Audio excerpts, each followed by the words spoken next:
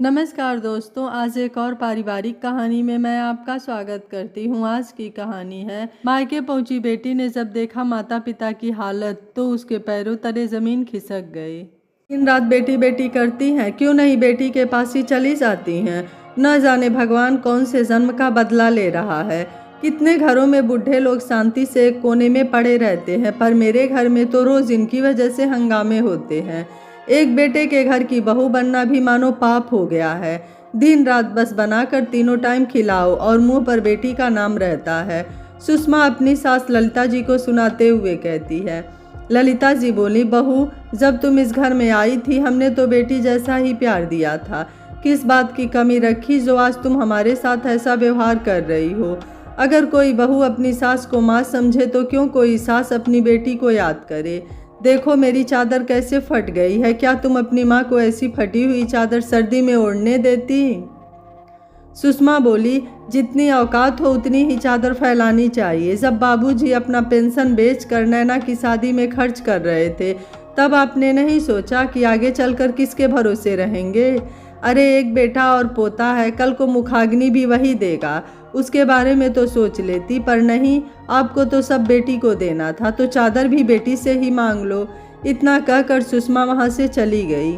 तभी ललिता जी के पति किशोर बाबू अपना चादर ललिता जी को ओढ़ाते हुए बोले, आज बहुत गर्मी लग रही है, मुझे लगता है तुम्हें सर्दी लग रही होगी, तो तुम इसे अपने पास रखो। ललिता जी की आंखों में आंसू आ गए और वो बोली, सुनो जी, क्या इसी दिन के लिए लोग बेटा मांगते हैं। महेश भी बहू को कुछ नहीं कहता, हमारे बाद तो सब इनका ही है, फिर आखिरी समय में भी हमें ऐसे दिन दिखा रहे हैं। क्या यही होता है बेटे बहू का फर्ज। किशोर बाबू बोले, जरूर हमने पिछले जन्म में कोई अपराध किया होगा, तभी तो हमें ऐसी औलाद मिली है। तभी महेश आकर बोला, औलाद तो आपकी अच्छी है पर आपके चाल चलन ठीक नहीं है। माँ अगर इतनी ही सर्दी लगती है तो घर में बैठो, क्या ज़रूरी है घर से बाहर निकलने की। मेरी शादी के वक्त आपने दहेज लेने से मना किया और अपनी बेटी को भर भर के देकर विदा किया। उस वक्त आपने नहीं सोचा कि बुढ़ापे में बेटा करेगा कि बेटी। अब जो किए हो उसे भुगतना ही तो पड़ेगा ना। किशोर बाबू बोले, बेटा हमारी उम्र हो गई है, पुराना हीटर भी खराब हो गया है, बस एक रूम हीटर ही ला दो। महेश बोला, अभी मेरे हाथ बहुत तंग है, अगली बार सोचूंगा। सुषमा, एक अदरक वाली अच्छी सी चाय पिला दो, सर्दी लग रही है। किशोर बाबू बोले, बेटा अगर तुम्हें पैसों की दिक्कत है तो गांव वाली ज़मीन का एक टुकड़ा हम बेच देते हैं, कम से कम अपनी ज़रूरतों का सामान उसी से ले लेंगे। क्यों ललिता, क्या कहती हो।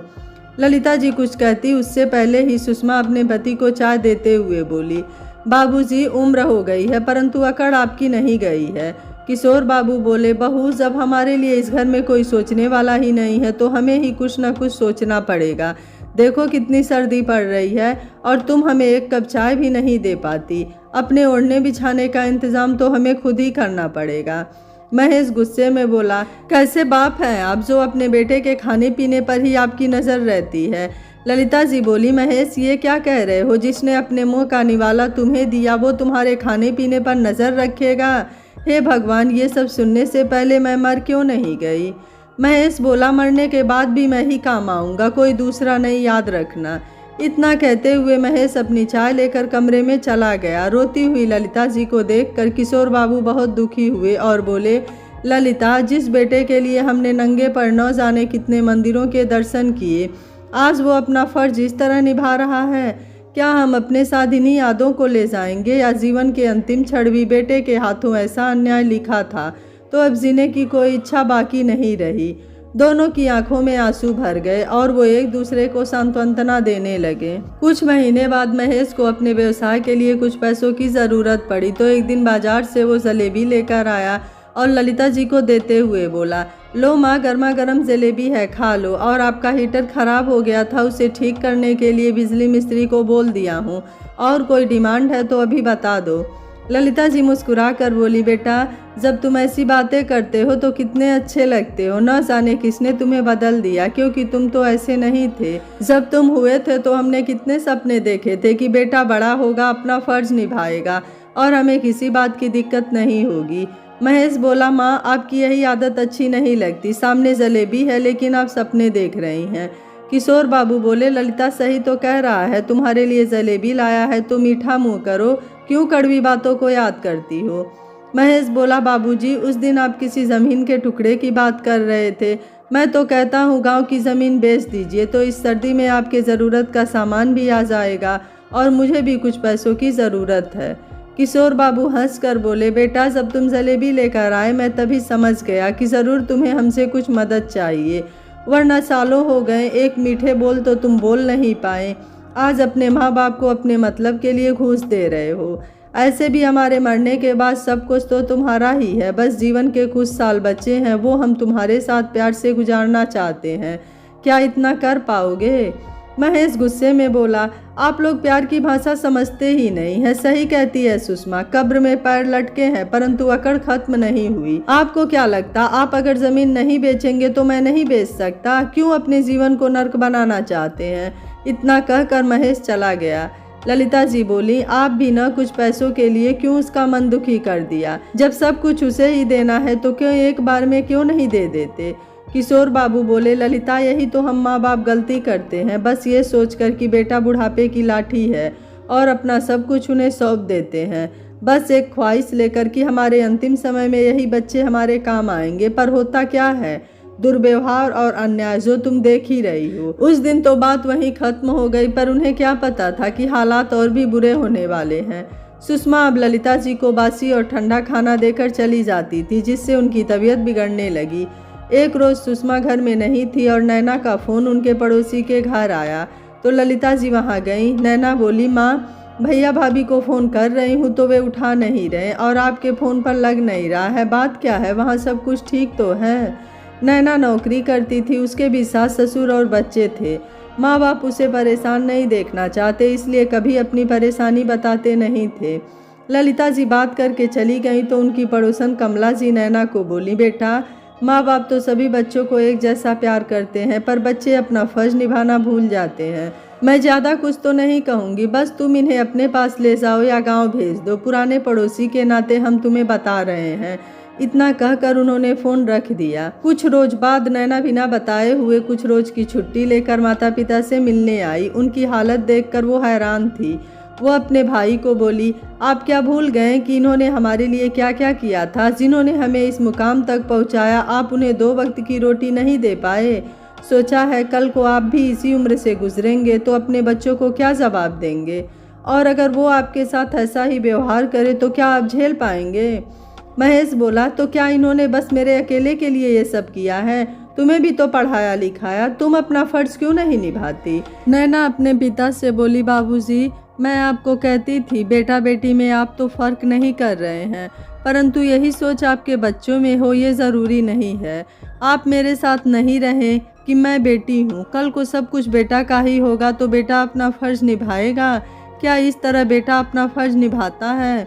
नैना अपनी माँ के आंसुओं को पोंछते हुए बोली, माँ चलो मेरे साथ, आखिर आपने कभी मुझ में और बेटे में अंतर नहीं समझा, तो फिर कर्तव्य निभाने का मुझे भी मौका दो।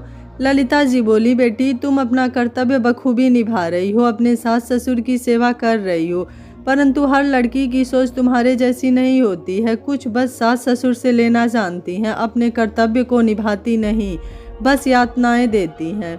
सुषमा बोली, इतने साल से कौन कर रहा था जो मेरे खिलाफ जहर उगल रही हैं? अरे इतनी ही प्यारी बेटी है तो चली क्यों नहीं जाती?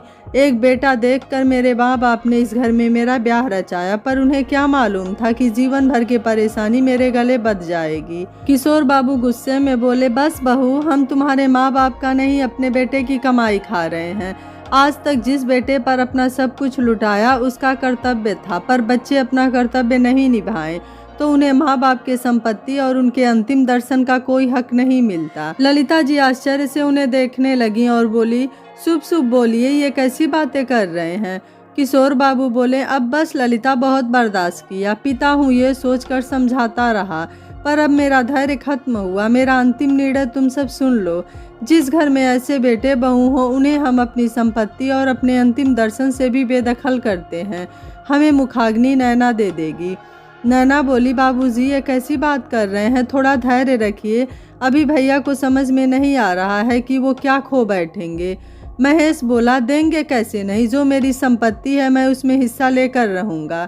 किशोर बाबू हंसकर बोले, सुना तुमने, तुम ऐसे भाई के लिए बोल रही हो? किशोर बाबू ललिता जी के कांपते हुए हाथों को पकड़े और बोले, चलो ललिता, जो बचा खुचा समेटो, अब हम अंतिम यात्रा पर निकलते हैं। अब यहाँ हमारे लिए कुछ भी नहीं है। दोनों लड़खड़ाते कदमों से अपने कमरे में चले गए। नैना अपने भाई को बोली, आपने अपना बुढ़ापा खुद बिगाड़ा है। जब माता पिता से ही आपका रिश्ता नहीं रहा तो मुझसे भी कोई उम्मीद मत रखिएगा। आपका जो है वो आपको मिल जाएगा, परंतु एक बेटे होने का सबसे बड़ा हक आपने आज खो दिया। दोनों वहां से चले गए और गांव में रहने लगे। नैना ने बहुत कोशिश की उन्हें अपने साथ ले जाने की, पर वो नहीं गए। अब नैना वहीं से उनके खर्चे की व्यवस्था करती और बीच बीच में मिलने आती। अपनी पुरानी कड़वी यादों को वो भूलने की कोशिश कर रहे थे और वहां समय बिता रहे थे। इधर महेश अपनी आदतों के कारण हर किसी से बैर मोल ले रहा था। धीरे धीरे उसकी हालत बद से बदतर होने लगी। एक रोज सुषमा बोली, पता तो कीजिए, शायद आपके माँ बाप जिंदा भी हैं कि नहीं। अगर मर गए होंगे तो कुछ ना कुछ तो हमें दे के ही गए होंगे। महेश बोला, ये सब हमारी लालच का नतीजा है जो आज हमें ऐसे दिन देखने पड़ रहे हैं। समय बीता, फिर सर्दी का मौसम आया। मन के घाव बहुत दर्द देते हैं जो कभी कभी असहनीय हो जाते हैं। एक दिन दोनों सोए तो सोए ही रह गए। जब नैना को इस बात का पता चला तो वो आई। किशोर बाबू ने अपना सब कुछ 3 हिस्से में बांट दिया था। एक अपनी बेटी को और एक हिस्सा अपने पोते के नाम और तीसरा हिस्सा उन्होंने वृद्धाश्रम के नाम कर दिया। उस वसीयत में साफ साफ लिखा था कि मेरे मरने के बाद मेरे बेटे बहू को मेरे अंतिम दर्शन भी ना हो और हमें मुखाग्नि हमारी बेटी देगी।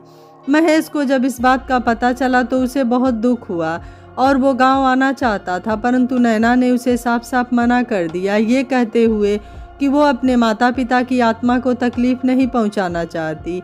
नैना ने अपने माता पिता के अंतिम दर्शन किए और उन्हें मुखाग्नि देकर अपना फर्ज निभाया और महेश पश्चाताप की अग्नि में जल रहा था। काश वो समय रहते संभल गया होता तो आज अपने माता पिता के अंतिम दर्शन से वंचित ना रहता। यह कहानी आपको कैसी लगी, आप मुझे अपनी राय कमेंट बॉक्स में जरूर दीजिएगा। वीडियो पसंद आया है तो वीडियो को लाइक, शेयर एंड चैनल को सब्सक्राइब कर लीजिएगा। Thank you for watching. मिलते हैं अगली कहानी में।